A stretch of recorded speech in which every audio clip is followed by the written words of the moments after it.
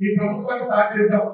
కానీ వాడు చేయకుండా దాటేసే ప్రయత్నం చేస్తే సమయం సందర్భం వచ్చినప్పుడు ఎన్నికలు మళ్ళీ వచ్చినా 100 సీట్లతో మనల్ని గెలిపిస్తారు ప్రజలు. 100 సీట్లతో. కేసీఆర్ గారు ఎప్పుడు మాట చెప్తూ ఉంటారు. 1984 నుంచి 1999 దాకా తెలుగుదేశం పార్టీ బ్రహ్మాండంగా పనులు చేసినా ఏదో ప్రజలకు మార్పు కావాలని ఆలోచనతో 89 కాంగ్రెస్ అధికారం ఇచ్చారు.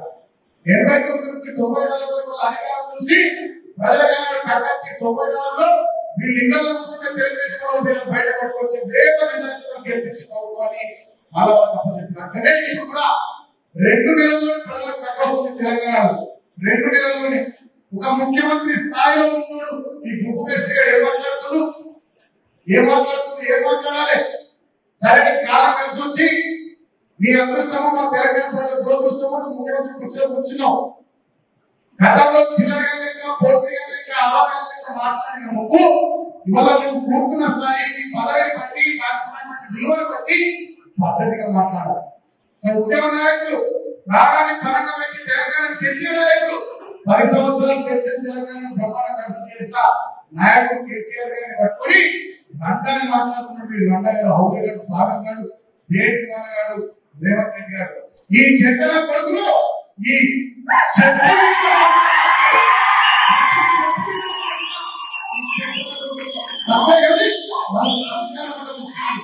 మనకి సంస్కారం వస్తుంది.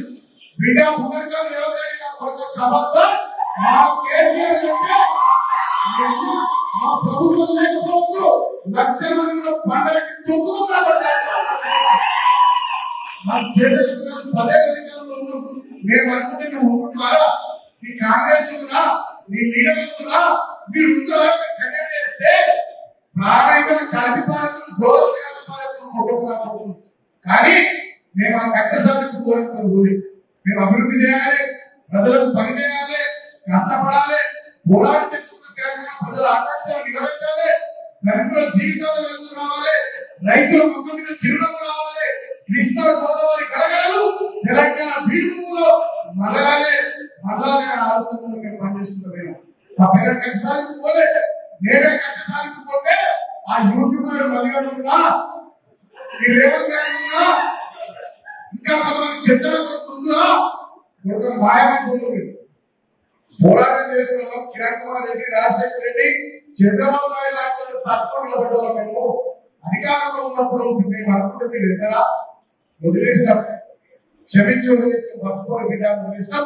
ప్రజాస్వామ్య స్ఫూర్తితో భద్రంగా పరిపాలన చేసుకుంటున్నాం. కానీ వాళ్ళు మీరు అధికారంలోకి వచ్చి 2 నెలలు కాలేదు, ఒళ్ళు కోవేకి ఒక్కొక్కరు ఎట్లా మాట్లాడుతున్నారు.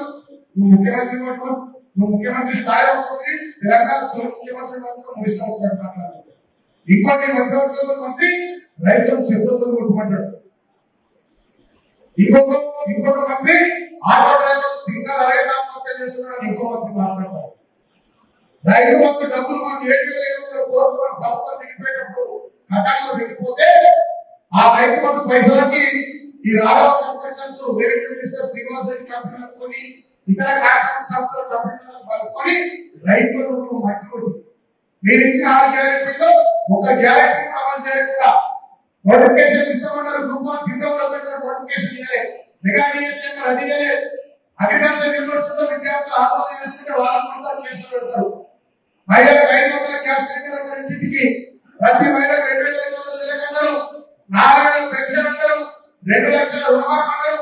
కౌలు రైతులతో సహా రైతులకు 15,000 రైతు భరోసా అన్నారు. ఒక్కటంటే ఒక పథకం అమలు చేయలేదు. ఆడబిడ్డలకు పెళ్లి చేసుకున్నప్పుడు డిసెంబర్ 9 ఇంద్రమ రాజ్యంలో 1,00,000 తులం బంగారం అన్నారు. వాళ్ళకు ₹1 ఇస్తలేదు.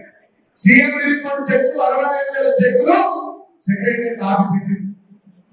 అంటే మొత్తం పరిపాలనకు గాలి వదిలేసి దుర్మార్గంగా లాస్ట్ సంపాదించుకుంటూ మొత్తం కిందికెళ్ళి మీద ఇక్కడ నుంచి మొదలుకొని అక్కడ ఆ గవర్నమెంట్ 10 అధికారులు లేదు కదా, ఎక్కడ భూముల మీద పెద్ద లెక్క వాడుతున్నారు. ప్రభుత్వ ఖజానా ఉన్న సోదరుల సంస్థలకు పంపుకుంటున్నారు.